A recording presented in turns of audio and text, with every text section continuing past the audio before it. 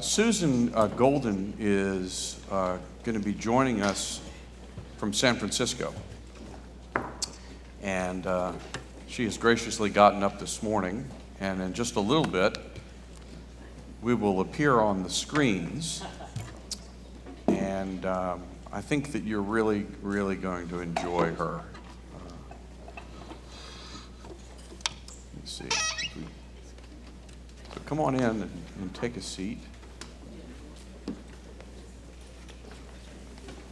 So many of you have heard me speak about wellness and about well-being. What does it mean for each of us to live a life of meaning and purpose?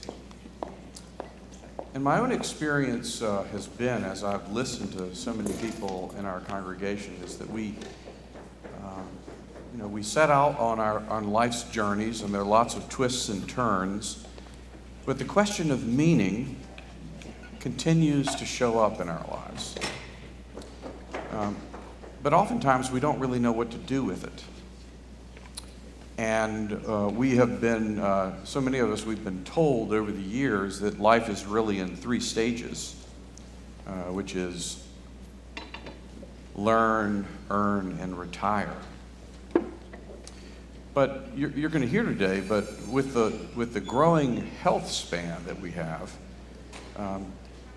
we really need to begin to think about our journeys in new and different ways. And over the summer, I spent some time with Susan Golden, who is a professor at Stanford Graduate School of Business. And she runs something there called the Distinguished Careers Initiative. She spent a great deal of time thinking about how we can think about our lives not merely in terms of age, but stage. And what she's going to present today, you're going to find pretty revolutionary, I think. And it's going to be quite a bit of material. So I'm going to begin with a conversation with her, and then we will, I'm going to ask her to give a presentation so that she can get all of her research out, and then we'll have a discussion. But for those who may feel a little overwhelmed after this, because it is a lot of information, I'm very happy to tell you that Susan Golden has offered, and I'll say this again as more and more people come in, you'll hear me say this at the end, Susan Golden has offered to us to be a mentor to our community around this topic. And so we will be doing a deep dive into this idea of stage, not age, in the new year. And I think it's going to be really, really important and very helpful. Okay? So those are some preliminary remarks about what you can expect this morning. I'm going to go upstairs now and have a discussion with her over Zoom. And I really am grateful to you for being here today. This, friends, is about well-being. And your life, your purpose, your continuing evolution lies at the heart of what we do here. As Jesus said, I've come that you might have life and have it abundantly. And that abundant life means something different for every one of us. But my hope and prayer is that everyone will have a chance in the life of this community to figure out what that means for each of us. Stay tuned.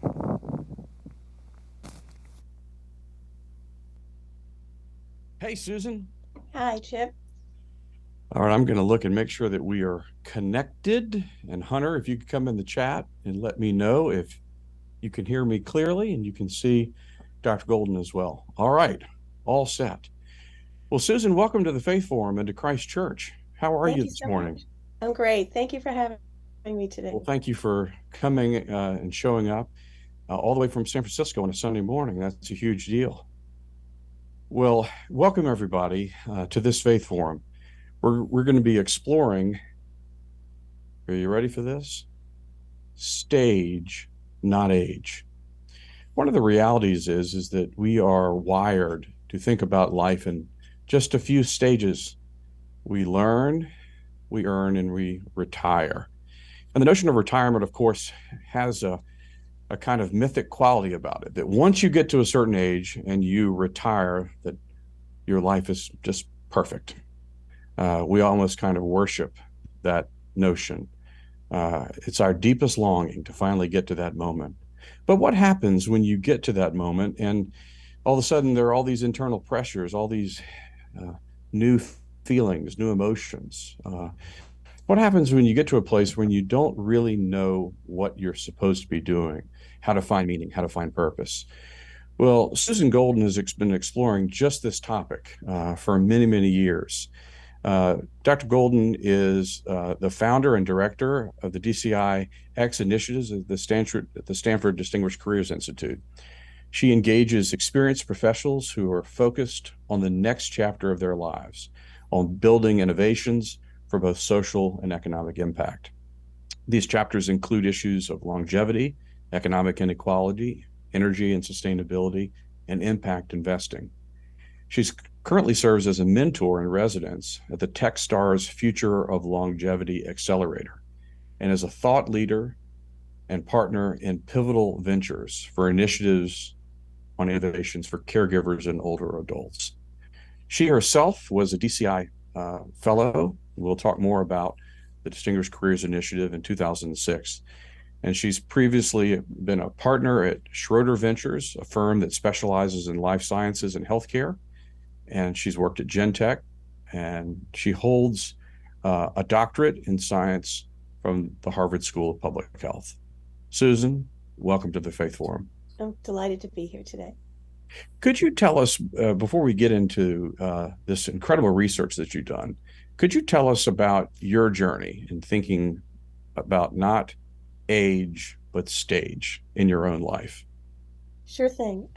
I started my career in public health and was a professor and went into the health policy world and then found that academia, as much as I enjoyed learning and being with students, just moved a little too slowly for me back then. And so I went to the private sector. And I often say back then it was called selling out, and today it's just called pivoting. But learned an enormous amount how a company solves important healthcare problems. So I joined Genentech, which was a baby biotech firm back then, and it was a wonderful learning opportunity, how you build innovation and how you solve problems, but in a faster speed that we often can't do in academia. And that was a great opportunity for me to learn a new language, the language of business. And in fact, during my time at Genentech, I was had the opportunity to go back to Harvard for what they called a mini MBA, the 3-month executive program, which was great vocabulary. And from there, I happened upon an opportunity to join a venture capital firm. And so I entered a whole new stage. I went from an academic stage to a private sector stage to then to an investment stage. And that was one of the most exciting jobs you can imagine. But I wound up having children during that period, and this is before Zoom, and I wound up taking a career break. And that became another stage. I just didn't recognize it as that. Like many women, I thought I'd go back to my career of some sort after the youngest goes off to kindergarten. That's what a lot of women were planning in my cohort. Then at the same time as my kids were getting more independent, I had a widowed elderly mother who started declining. And I wound up in a caregiving role, never calling myself a caregiver. And I imagine many people who are joining us today don't. They think of themselves as daughters or sons or parents. But many of us, turns out there's 53 million of us who are unpaid caregivers in the United States right now. And at the end of that stage, which I didn't understand was a stage, I thought about the frustrations I had in navigating the US healthcare system for my own mother and the broken elder care system. And I became really passionate about, I've got to do something about this, because if it's like that for me, I speak English, I have this doctorate in health services, I couldn't navigate it for my own mother and felt so sad about, the pain and suffering she went through. What's like for other people. And just at that time, Stanford was starting this new program called the Distinguished Careers Institute, founded by the former dean of the medical school. And he imagined what he was going to do after his deanship and was thinking about getting a doctorate in history, which was one of his passions. And he thought, well, if I'm thinking about what to do next, there must be other people thinking about what to do next in their 60s and 70s and beyond. And this turned out to be one of the great gifts in my life. I got accepted into the second cohort, convinced they weren't going to take me because I had a career break.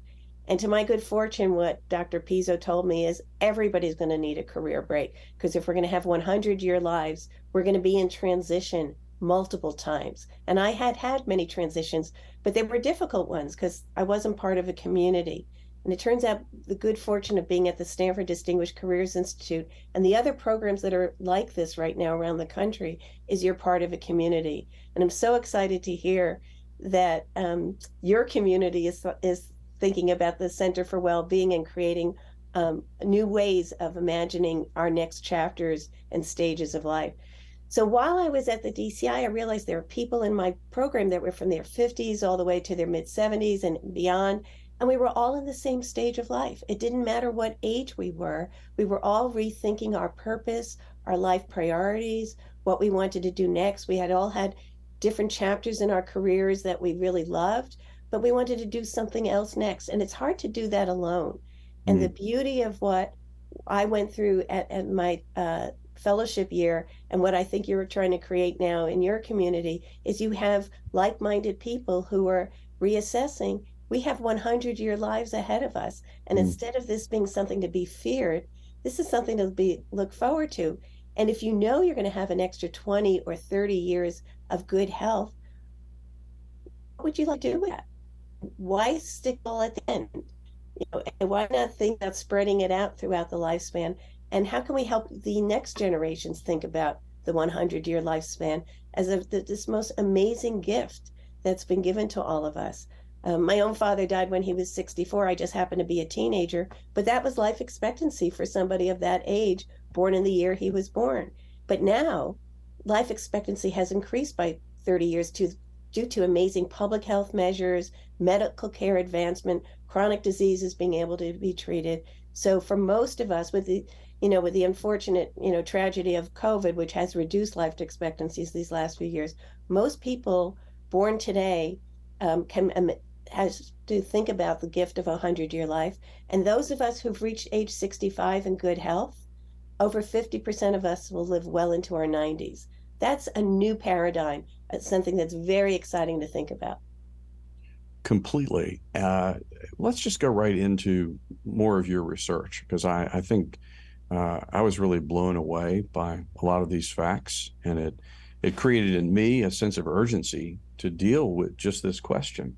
And so I want to, at the end of your presentation, I want us to really spend some time thinking about how we actually move into that so-called fellowship season of life. But why don't you go ahead and share some of your slides, and we'll go through your material, and I'll ask you some questions along the way. That sounds great. So this all came together in a book that just got released this past June by Harvard Business Review. And so I'm going to quickly go through some of the concepts that are in the book, but I know Chip has bought copies for many people, and it's available. Yeah, they're free, and they're upstairs, and I know they'll be gone here shortly, so jump into them. And the intent of the book is to help everybody think about their own longevity strategy and how to get organizations and companies to think about a longevity strategy. Because if we are living these 100-year lives, we would need to be planning for it and taking advantage of it. And so I often ask people to take, a poll, and I'm not there, unfortunately, to be with you in person, but to think about, at what age do you think you're going to live to? And that helps frame a little bit about, what you want to do when, but these are some of the common answers, and it varies by audience, but just wanted to give you a framework how to think about it. One of my parents lived to their 60s, another lived into their 90s. I'm planning for 100 plus. I'm doing everything in my power to plan for that. And it turns out what helps is not just what you think, which is the wellness practices, but community, spirituality, purpose have an enormous role to play in helping your longevity. And Susan, before you leave that slide, let's go back to it again. I want you to know that I was told when I was growing up that you would be lucky to live to be 72. Yeah. that was sort of the age, and for women it was 78. I mean, that's what they said in Yeah. the 1970s. And it's absolutely true. That's how Medicare got set to age 65. That's how Social Security did, because average life expectancy was into the 60s. So nobody imagined people were going to be living an extra 30 years of life. So that's why everything in society has to be rethought. Every consumer-facing industry, our educational system, our housing system has to be reconsidered from a 100-year lifespan. Um, so I don't know what category you think you're putting it going in. I'm planning on 100 plus. Chip, I know you are as well. I'm Um, all but what's also important is perceptions about age. And at what age do you think someone becomes old? And it depending on how old the person is responding to this question, the answers will vary very much so. And there's a great video, during maybe one of our learning sessions next year, I can share with you about when you bring older and younger together and how they define old. But often people in any of these buckets are stereotyped as the same. Everybody over their 60s could be frail, elderly, or declining, or you could say 70s or 80s. But that is the myth of what's going on now, because there is great diversity in aging. And somebody in their 80s could be as vibrant as somebody in their 40s. I don't like to say 80 is the new 40. I mean, I don't think that's fair to everybody. But to lump everybody into one bucket of as frail, elderly, and declining, picking any of those decades is really a disservice to our communities. So we've mentioned that this is a fact that babies born today are going to live well into their hundreds. And that means a lot for financial planning, educational planning, housing, everything you can think of that was framed around a three-stage life no longer makes sense. And if you're, as I mentioned, in your 60s and good health, you have a great degree of optimism ahead of you for living well into your 90s. With health span, we're looking for not just lifespan, living longer, but living with wellness along the way. And so, as people, part of the longevity literacy is that we're going to be living longer than our grandparents. Most people don't know how to plan for it. And you can't plan for it alone. You need a community of like minded people to help think about what you want to do in resetting your life priorities and what comes next. But 10,000 people right now are turning 65 each day in the United States. In just a few short years, people over 65 are going to outnumber those 18 in the United States. And modern aging, for the first time, is being recast as a vibrant opportunity, not just a problem to be solved. I'm sure you've heard terms like gray tsunami, silver tsunami. Um, this is not the way to reframe aging. It's the imperative to live longer life with dignity and meaning and purpose. But we're going to need an enormous amount of innovation to support that concept. Um, but every individual, and I hope you'll leave today beginning to think about what will you need in your longevity strategy. And one of the most important things is what you're doing today, which is lifelong learning. We often call this long life learning, but education in 20 years is not going to last you for a 60-year career span. And you're going to now need a 60-year education span, where, as in my own life, I was in and out of education at different times in different fellowship programs, going back for a mini MBA in my 30s. It will matter to continue. And even though I went to DCI 6 years ago, I'm planning on being a continuous learner for these stages going forward. I'm going to interrupt that because that's a big, Sure. so to go from, say that again, 21 years of learning or 20 years of learning. Did you say 60 years of Yes. learning? Yes. Yeah. And it won't be every day. We start education around 5 and we end in our mid-20s currently, but it means going further. And because things are changing so rapidly, you will have to be upskilled. Your employer may do it. You may choose to do it on your own. You can imagine these 529 plans that a lot of people use for their children for educational purposes will be used for your own purposes as well. And we're going to need policies that support using retirement savings for educational opportunities. But there is no way a career that I had just in my 20s and 30s could have lasted me into my 60s. Think so much had changed, so much had evolved. And that's why I was so fortunate to be able to go back to the university for a year and continue to learn in many different ways. But we're also going to need financial wellness practices. Chip, you touched upon the concept of wellness. There's many dimensions to wellness.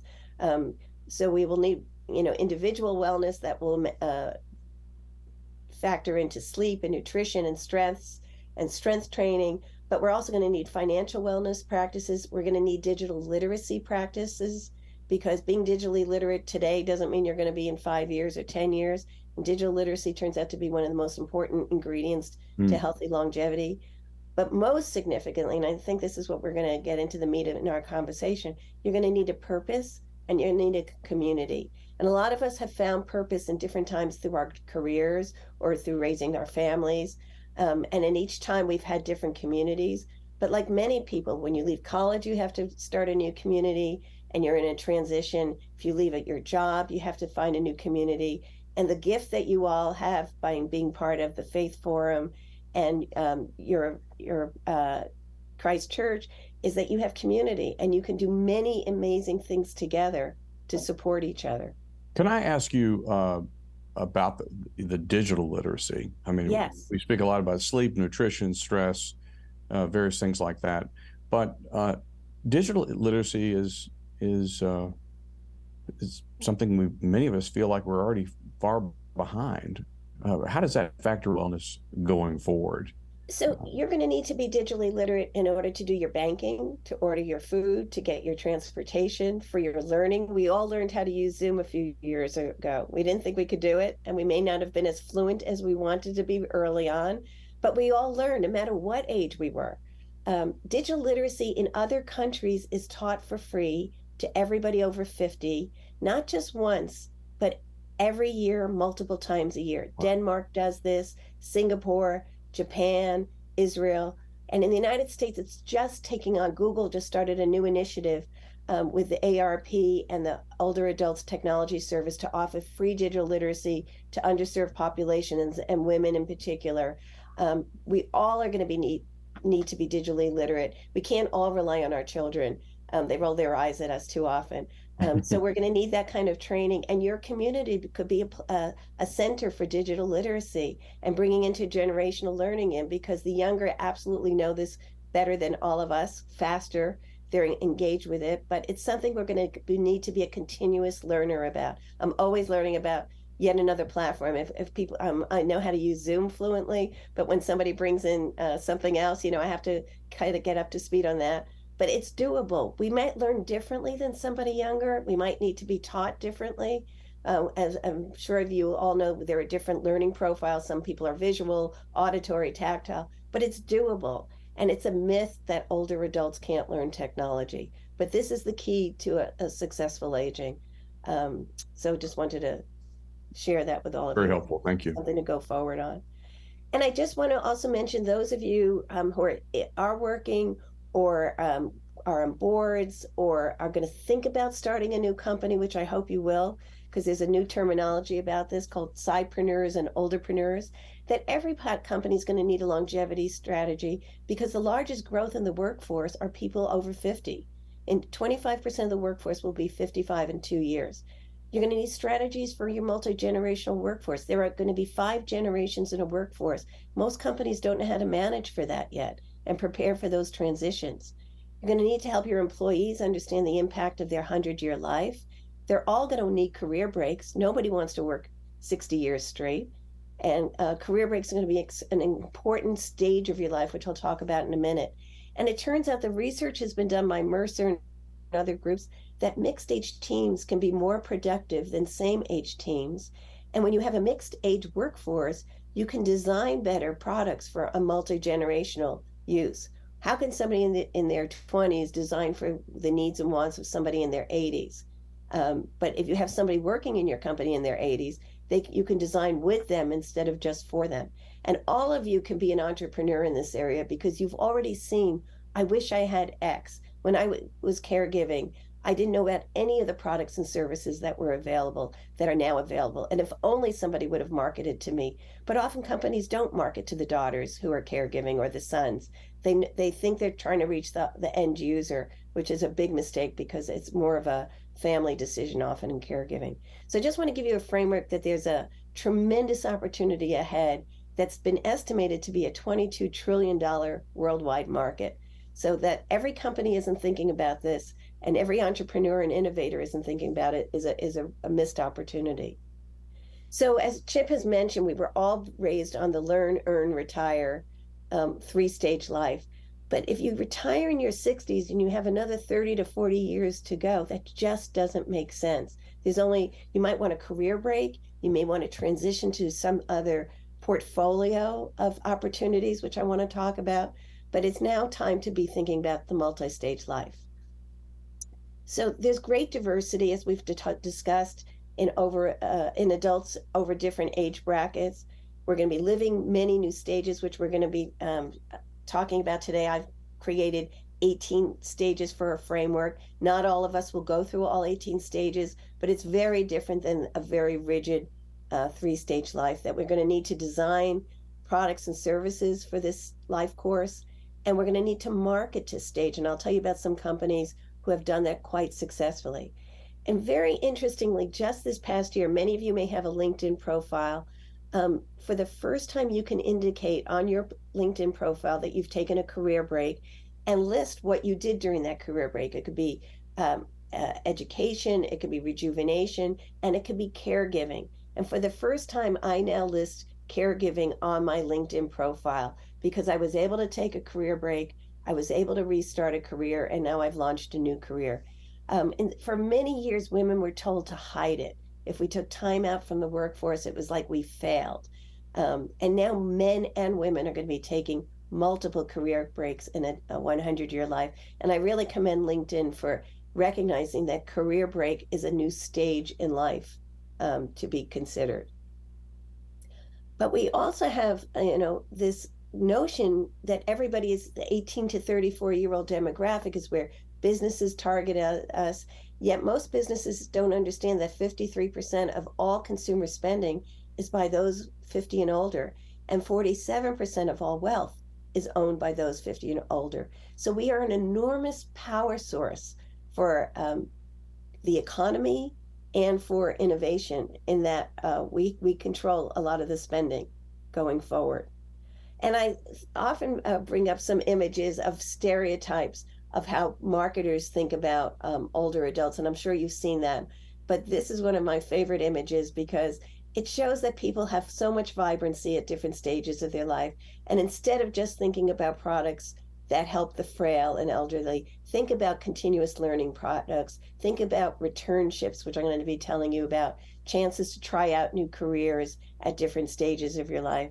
Think about navigators to help you with all these different transitions for someone like this woman.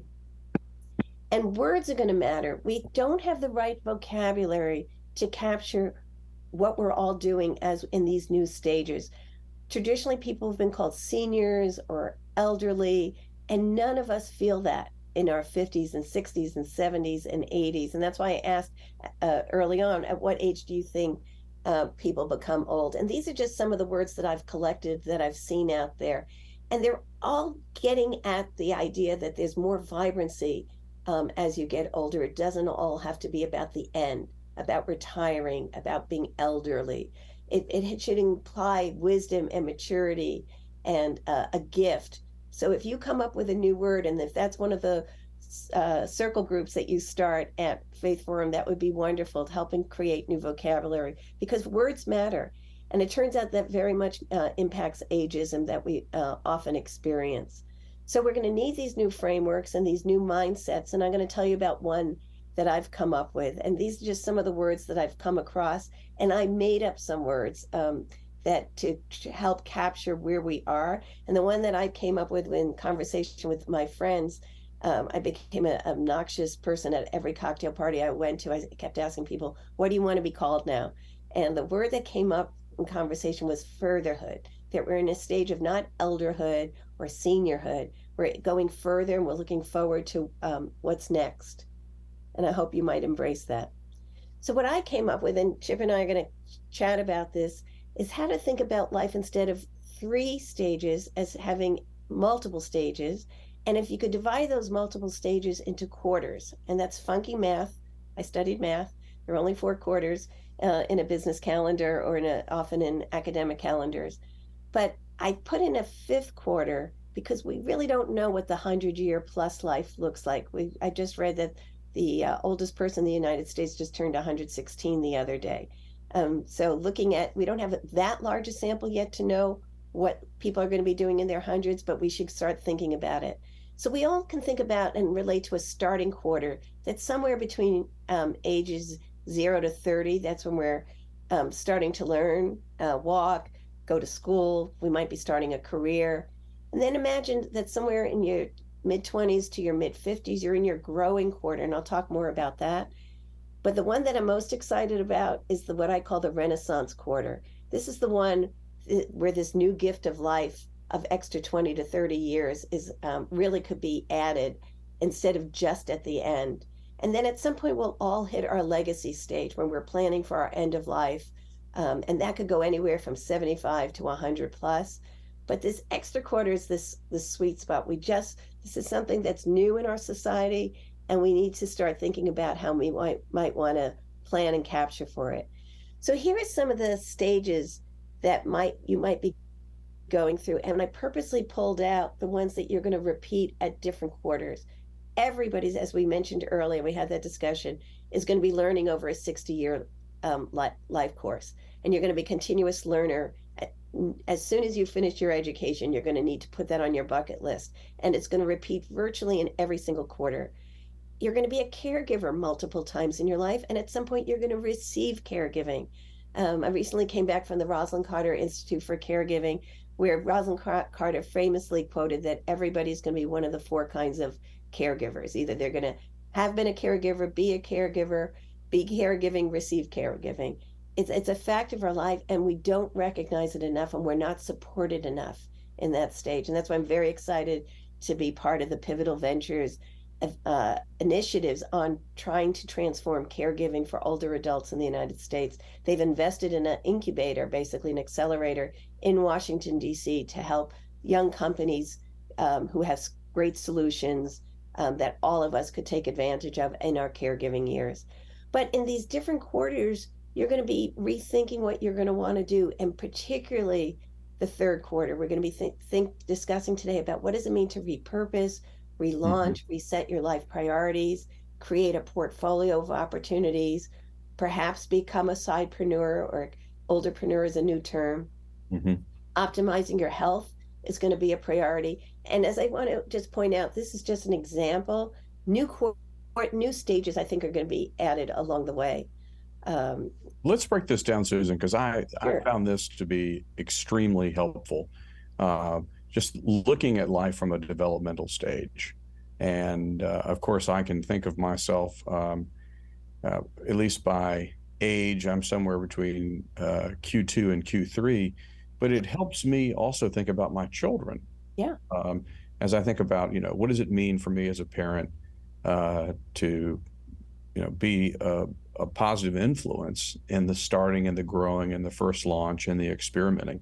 I mean, this is language that we might not otherwise use to say, let's talk to our kids about what it means to launch and what it doesn't mean to launch. You're not alone, but there is a launch, and there is something about taking risk and about experimenting, because I think so much pressure is put on kids around sort of getting it right now and figuring it all out. And this whole idea that, what are we messaging to our kids about what they're supposed to have figured out in Q1 when we start to look across the spectrum of what their lives are really going to be like?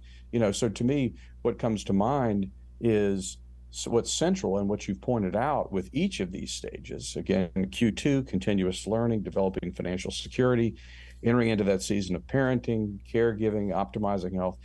This really is about wellness. This is about, in our language would be, how do we, in order to engage in Q3, Q3, you thought you were going to retire. Turns out it's the biggest quarter.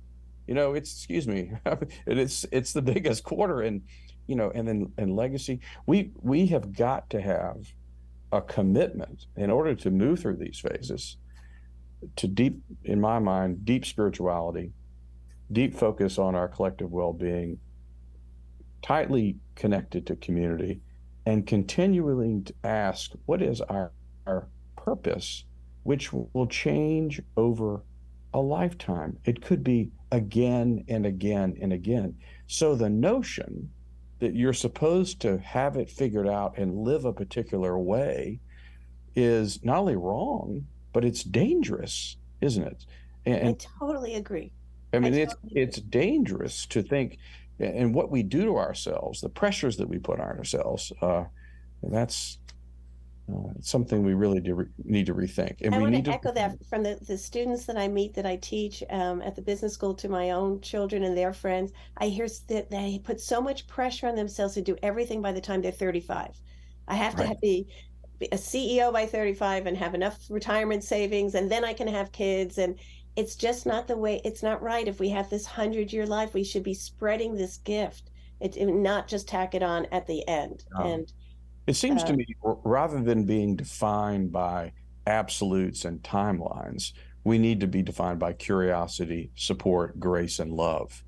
To make room for us to go through these different experiences. There's a sort of, as you say, there's a kind of literacy that we need about these various stages. And then we need to appreciate that along the way, as you articulated in your own journey, that there are going to be things that come up that are not on the map, so to speak. Whether that's issues of illness or relationships that change, or careers that any number of different things that happen along the way, health concerns, on and on.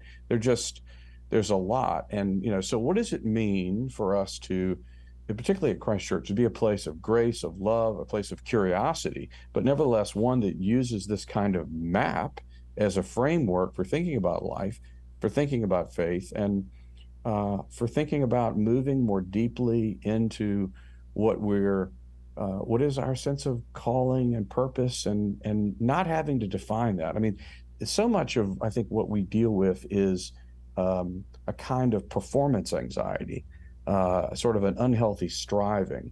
And one could look at this map and say, okay, I need to take I mean, how many people have already screenshotted this? Like, I've taken a screenshot of this, and by such and such time, I'm going to have all things in Q3. I'm going to be fully loaded. Okay.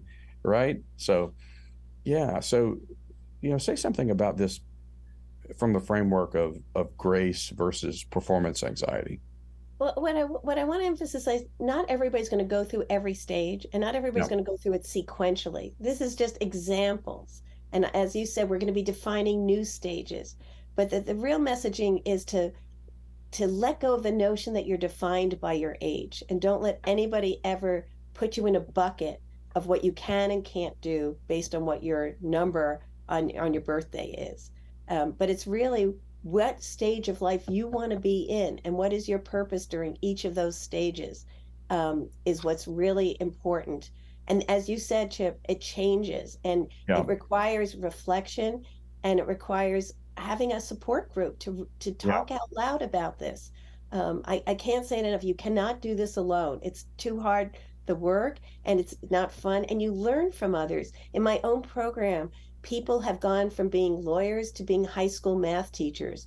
They've gone on to become cartoonists. They've gone on to teach courses and continuing education programs at universities, things that they never thought they were doing. And I collect profiles, and I hope any of you listening have a story to tell about your own life journey. You'll share them with me. This summer in the Wall Street Journal in August, there was an article about a physician, an anesthesiologist, who at age 67 decided to retire and was thinking about what to do next. And he thought about what was his first job. And at age 17, he was a lifeguard.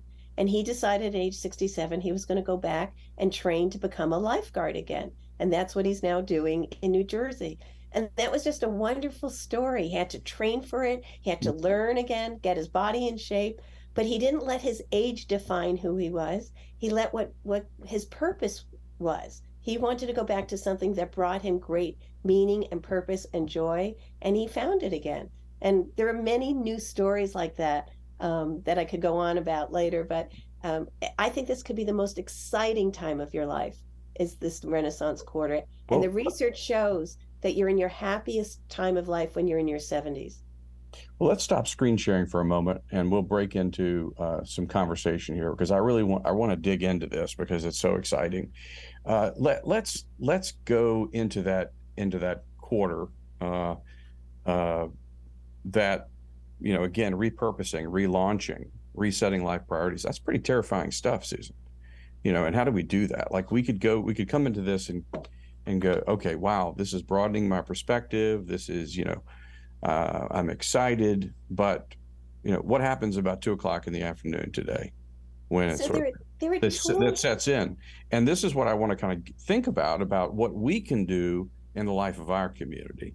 Um, you mentioned there was something that happened out in was it called Gen Zone? Gen Space. Gen Space. Tell us about Gen Space, because I think we're perfectly set up for Gen Space and for being able to, particularly in a deep dive that we'll do with you this coming winter and spring, to come together, to read material, to reflect on material, to go through material with you, to find the courage, with our language, to take the leap of faith. But tell us about Gen Space. So there's a lot of people thinking about how do we help older adults think about next chapters. There's a lot of companies that are starting about this that I want to tell you about, and there's a lot of communities thinking about that. And one of the most innovative initiatives that I've seen is a group out of Los Angeles, the Wallace Annenberg Foundation, wanted to create a place where older adults could come together, but they didn't want a senior center. They wanted, and they didn't want, a babysitting center. They wanted a place where people were going to create and co-generate with different generations. So they have took over an abandoned parking lot, built a beautiful, magnificent building, glass open on all sides, and it's an intergenerational gathering spot for older and younger to create together, solve problems in the community, create art together, performances, music, learn together. Intergenerational, I think, is the magic drug to longevity. I personally felt biologically changed by my experience for a year being in classrooms during the Distinguished Careers Institute Fellowship, being with people who were in their 20s and 30s, and they were as excited to learn from me as I was from them. And all these mentoring initiatives that you have hopefully in your community, you're going to learn as much from who you mentor. And this is one of the most vibrant times of your life. So what Gen Space has done is happening now in different communities. And I can imagine you all could create your own Gen Space where people of different generations come together, learn from each other, create together, solve problems together. Nobody really wants to be in age segregated communities anymore. Assisted living facilities, less than 1% of the population is living in them in their 60s, and I think it's less than 8% when they're in their 80s. People want to stay in their own communities, maybe not in the same home. They want some more accommodations, but it's in a very opportune time to be creating and solving together. And I hope that might be Oh, something. I love the idea of Gen Space. I mean, some people that are listening know that I love this idea. I love this idea of us being a spiritual home where we can come together and explore content, class, the lifelong learning, and then set the table for these kinds of conversations. But how do you do that if part of what you're wrapped up in is I don't want to be vulnerable. I don't want to. I mean, I've been a successful this. I've done this. I've done this. I've done. The last thing I want anybody to know is that I'm either rethinking, because they might think I'm in a crisis or something or another. Like, how do we give people permission to mark a moment in their lives to say, I've loved what I've done, but I either want to do something new, or, to your point, I want to be a side entrepreneur. How do we help particularly overachieving people overcome sort of, some of the potential anxiety or shame with even wanting to start the conversation?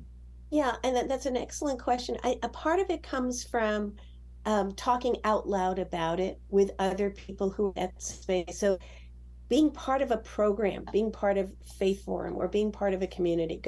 The program I did, Distinguished Careers Institute, the first one was started at Harvard. It's called the Advanced Leadership Institute. Notre Dame has a program like this.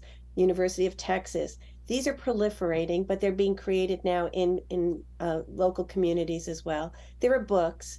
But what's exciting is companies are beginning to recognize this. Companies often, for people who are required to retire, particularly in accounting firms or law firms, have these off-ramp programs. One is called encore.org, that's now called Cogenerate, where you could do a fellowship program with them, and they place you in a nonprofit where you could use the skills that you've used in your prior career, and then you could launch into something else. There's companies who are helping to do this. There's a company called I Relaunch, where they will find a returnship for you for 16 weeks, a company where you may have in the past, if you took a career break, or a company you may want to work in, will upskill you if you've taken a career break and retrain you. And at the end of the 16 weeks, and they're paying you, you decide if you want to work there, and they decide. But there are companies also helping you plan your next. And I have a slide later on that lists them. And in the book, there's a long, long list of all these companies. But once again, to your point, it's hard. That's that first step, and you don't want to be alone in it. You want to be part of a circle or a support group that we're other like-minded people who are rethinking what's next. And in short time, I mean, not immediately, but I think in the next to 5-10 years, it will become the norm that everybody talks out loud about their career breaks. I thought that's what was so exciting that LinkedIn put this there on their profile page, because that's a tool that many people are using professionally. And it just says out loud, it's fine to take career breaks. In fact, it's valued. And that was, the good fortune I had. I had a 15-month career break, and it was valued. It wasn't seen as it diminished me, it enhanced me. Well, I like the idea of being able to normalize this new knowledge that we have, frankly, or at least promote the knowledge, and then normalize the idea that, gosh, if you're 55, 65, 75, and you've worked all these years, it's possible that if you choose to, you could have a whole new career. Or to your point, you could, if career is not what's appealing to you, this idea of a portfolio lifestyle that is filled with, a collection of different things that allows you to have flexibility, but allows you also to continue to be engaged in meaning. Say something more about portfolio lifestyle, portfolio stage. There are books on portfolio, and it's doing a number of different things. Most people, when they leave a major career, don't necessarily want to go back to that 40 to 80 hour work week working for one organization. They want more flexibility. They might want more diversity. And picking and choosing what brings you joy and meaning and purpose is the gift of, I think, this Renaissance stage. So I have a portfolio career filled with things that I love, but no one thing is my full-time endeavor. And I still want to leave time for family and friends. And you need to make time in your week for friends. It's really, really, really important. You don't need hundreds of friends. There's a lot of great work that's been done by Arthur Brooks, who talks about the Dunbar number. You can't have more than 150 meaningful connections, and all we all need is five people we can rely on. And that 5 may change. You might have your 5 from college, then you might have your 5 during your work career, and you may have a new 5 after, in different stages. But we all need to nurture those relationships. That truly matters. Well, we've spent quite a bit of time talking about this Renaissance stage. Let's talk about legacy for a moment, because I think, again, 75 to 100, we've tended to put on that stage, aging and end of life, right? And certainly aging and end of life come to play. But what do you mean by legacy? Why do you use the word legacy? And for someone 75 and older, we have a number of people in our community, people that are here today that fit that category. Tell me about that stage. What do you think can happen in that stage in terms of meaning, purpose, joy, impact? A lot can. This is the gift you can give to the people you love, is your wisdom, your values, what you learned in your life course. I can't say that enough. I learned that I collect older adults. I really do. I didn't have the good fortune to grow up with grandparents. So whenever I've met an older adult, I want to learn from them. I always read obituaries. I want to know what were their life lessons. I love reading biographies for that reason. So you have a gift to give, and it's so important you write it down or have it recorded. And there are companies and services that will do this for you, that will help you write letters to your family. And there are companies that will record your life story. But what are the lessons you want to impart from generation to generation? I can't say that enough, how important that is. And it takes time. And do it before you get sick. I mean, do it when you're planning. But if you are sick, bring somebody in. And I had, my younger, one of my daughters interviewed my mother about her life story when my mother was in her 80s. And we're just so grateful we have that recording. There's just so much wisdom and life learning in there. And there's an optimism that comes with legacy. Yeah. And It's a natural thing that will happen, but do it as a gift to your family, to the people you love, to your coworkers. It's letting the people you know what they meant to you, what you can mean to them going forward. I see in our Gen space, right? I would see how it's critical that we have legacy voices in that Gen space. Equally so, people 0 to 30. Like the key thing about the Gen space, where we can come together and reflect, tell stories, think about the future, about what the world can be, our place in it, whether we want to restart a career, whether we want to develop a portfolio, is having those legacy. I'm like you. I've been blessed by a lot of mentors that are older than I am, and that has been life changing and sometimes life saving for me. So, well, we're at the 10:50 mark here, and I wish we had 20 more hours, but I think we're gonna have more hours. You see. And so let's think about this. Everybody that's listening, think of this as a primer for what's to come. A primer for what's to come, because Susan has offered to do a deep dive with us, which will be providing more information to look further at these different stages and really the work that we need to do in the life of our community. As I've said to you. Jesus said, "I've come that you might have life and have it abundantly." What does that mean? I think it means something different for every single person. And Susan, what I'm so grateful for is how you have dedicated your life to this work, and you've lived it personally. You've created so much valuable information that, frankly, I think we just need to let it sink in.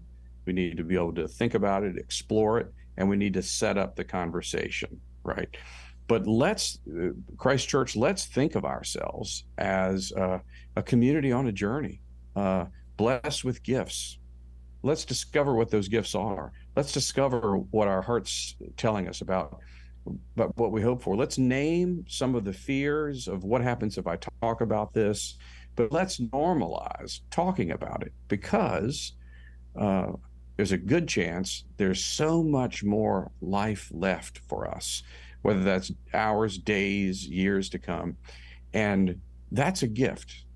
That's a gift that's been given to us. And what we do in return is our gift to God, our gift to the world. And isn't it exciting to think about not just living a long life, but living all the days of your life by exploring, going deeper, and putting well-being at the center of it all.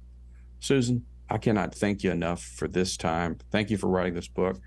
And I look forward to being in touch with you in the next couple of weeks as we set up this deep dive experience, which will ultimately serve to help us launch some kind of Gen conversation, maybe eventually Gen space, that helps our people become fully alive to who they are. I'm so excited to know you. I'm excited to know you, and I'm excited to take this journey. So thank you so much, Susan. Thank you for the opportunity.